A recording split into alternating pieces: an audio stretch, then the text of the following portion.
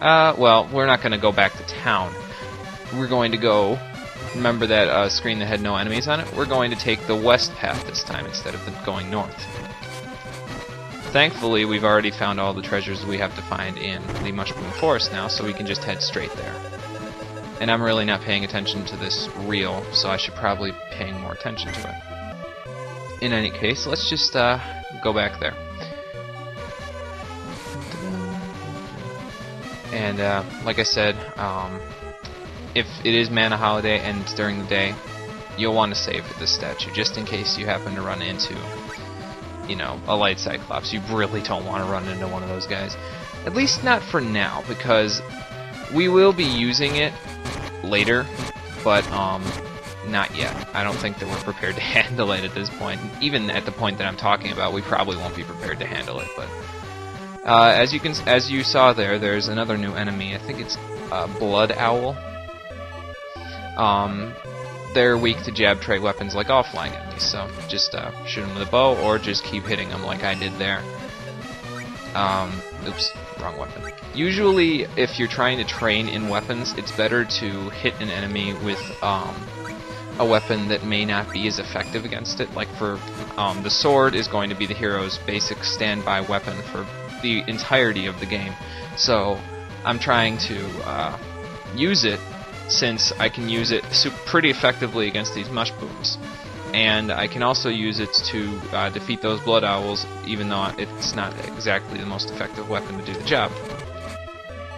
So if you're training in weapons, that you may want to use weapons that may not be as effective, because the more hits you get on them, the more experience the weapon will get, and the more experience it gets, the better chances you have of it leveling up quickly. So, I'm trying to think of what I can talk about right now. There isn't too much to talk about. I haven't really done much today because we had to do some research credit stuff today for psychology, so that's probably why this episode is going to be a little bit late, because I'm recording right now at about 4:30ish, so that's probably why this episode is a little bit late, because I had to do that research credit stuff. Does this sign say anything? Probably not, but as you can see, this is the Dwarf Cave, so I guess let's just go in. You need to go over here to progress with the plot anyway, so let's talk to some people. I can see that. Yeah, see what I was talking about when I was talking about the dwarf lifestyle? Well, the dwarves, primarily, this is their job. They forge swords and armor and other weapons and stuff for people. And when they're not doing that, they're miners, so...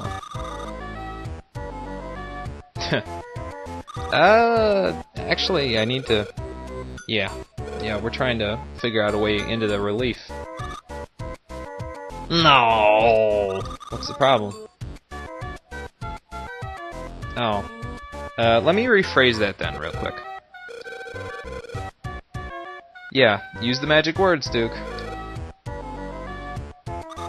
Or we could just shove this sword up his ass. That might work too. Oh, Mythril. Yeah, I thought I heard Mythril when the relief was talking to me. Yeah, be careful what you're saying there, Duke. Man, it's like, you have to watch what you're saying with these dwarves, or else it's like throwing rocks in a glass room. Oh. I like how everyone turns and looks at him like, oh, we heard the words abandoned mine, that means that you're sending him there. Well, why would I end up dead? Hey, I like this sword. I've killed thousands of monsters with it. Oh. Well, I guess that's a good way to, you know, gain their support, is to get their sympathy. Doesn't matter what I have to do, but I have to save her, that's all I know. Now they're all looking at the screen like breaking the fourth wall a little bit. Yeah, friends are important. Especially Elena, she's one of the main characters.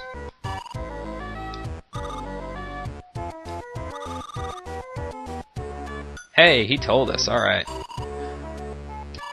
He said it! No kidding. Jeez, I heard him. Oh, what? Wait a minute. Didn't we just... Yeah, Watts was the dude in the blacksmith shop when we were exploring with Elena. Oh, so that's the trip he was talking about. Yeah, we'll go look for him. He seems like a nice guy, so... Why don't we head off and take a look for him? But before we do, let's just talk to everyone else in here. I have Star Tropic Syndrome, so... Yeah, I saw. I should be fine. I was taking care of the monsters in 2-3 hits anyway. An Ultra Sword. Sounds powerful. Not as powerful as the Sword of Mana, of course, but take what you can get. Well, I would imagine the realm is kind of, wow. They've got the high life going for them. My spider senses are tingling. Or, sorry, wrong, game, I guess. Well, how can you tell that from... Does your beard have magical powers or something? Yeah, I heard about that, the Ultra Sword. I don't think that the Sword of Mana would be made of Mythril, though. I mean, if it's anything like any magical swords I've ever heard of, I think I already talked to this guy. Yeah, I did. If it's anything like any of the other magical swords in a lot of the other games, it's probably made out of, you know, magic or power. I have been saying that it's pure power incarnate, and I suppose, considering the legends, that's probably true. So anyway, now that we've talked to the dwarves, we have to head up to the abandoned mine, because we need to get some Mythril, first of all, and second of all, while we're there, we have to look for Watts, so that we can, you know, gain the favor of the dwarves. Because if we have them on our side, then maybe they'll stop making weapons for the realm, and that'll be a heavy blow to them. Well, almost as heavy. That's not a... yeah. Almost as heavy of a blow to them as taking the airship down. This one's a mushroom, I know that much. There we go. See, I'm not blind yet. Actually, I have 20/20 vision, so I probably should be alright. It's just that when you're playing this on the TV screen, like I am, because I'm playing it on my Nintendo GameCube's Game Boy player, it's a little bit more difficult to see everything than it is like on the Game Boy screen, because, well, on the Game Boy screen you're right in front of it, and in the case of my GameCube, I'm across the room from it. I'm playing on my couch across the room from it, so it's a little bit more difficult to see everything. Oh well. In any case, let's head up to the abandoned mine so that we can hit that up and find some Mythril. Now, if you remember, I went up this way before in an attempt to get to Gaia Cave, but obviously that path is blocked, so this time we're going to get a level up in the exact same spot we got it in the last time. Yeah, I'm leveling up like crazy right now. The enemies here give good experience, so if you're looking to grind at this point, like if you're lower than, like, if you're at level 21 at this point, you're probably fine. But if you're lower than that, you may want to do just a little bit of grinding. Ooh, I got a big power increase. Yeah, every little bit of power and every little bit of every stat helps in this game, so you'll want to try to... That's why I keep saying, if you're feeling like grinding, you can do it there. Stop that! There we go. But, yeah, every little stat helps. It's not like you're going to need to have ridiculously high stats in order to do a lot of damage. I mean, having high stats will be really beneficial to you, but every 1 or 2 points will be helpful to you, so you may want to consider that. Well, it looks like we're here, but the entrance isn't looking so good. Yeah, how are we supposed to get in? Huh? Uh-oh. Something's coming. What do we have? Uh-oh. I hear boss music. Dud bears? They don't look too threatening, but I suppose with boss music... Hey! Doesn't he look kind of familiar? No soup for you! Or, nope. That's, something else I'm thinking of. I don't think dud bears eat soup. Or whatever. Oh, well. Apparently they're pretty good at digging, because, wow, look at them go at it. They already tunneled into the thing again. Yeah, seriously, that was odd. Well, there's a hole. Maybe we can go in now. Whoa. In one way, out the other, huh? I think your sense of direction is a little bit off. How'd who find out about what? So there is that. Someone's a snitch. Let's get him. Yep, that's exactly it. I'm a mirage. In reality, Duke died the day that Dark Lord invaded his house. No, not really. But apparently, Watts seems to think so. Yeah, this is Watts, obviously, if you can't remember from, I think, episode 18 or whatever. Yep, talking mirage and everything, too.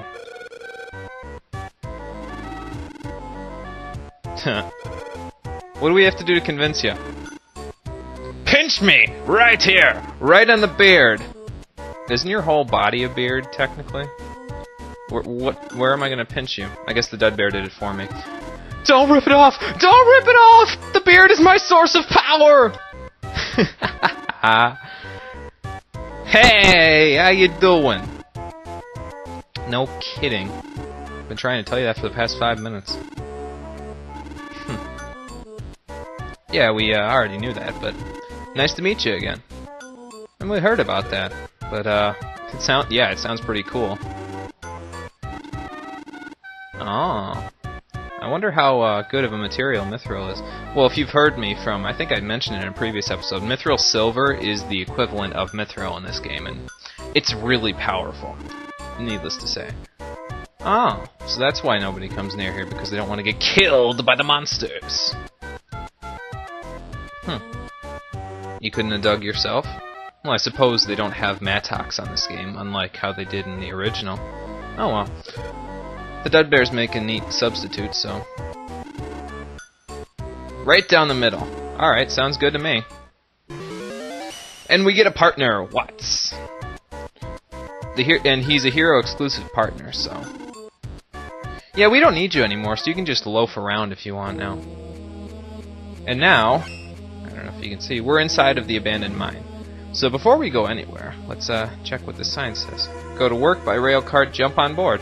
Cool, but before we do that, these look like stairs, so let's head down here. And Watts can just be an idiot up there. What do we have here?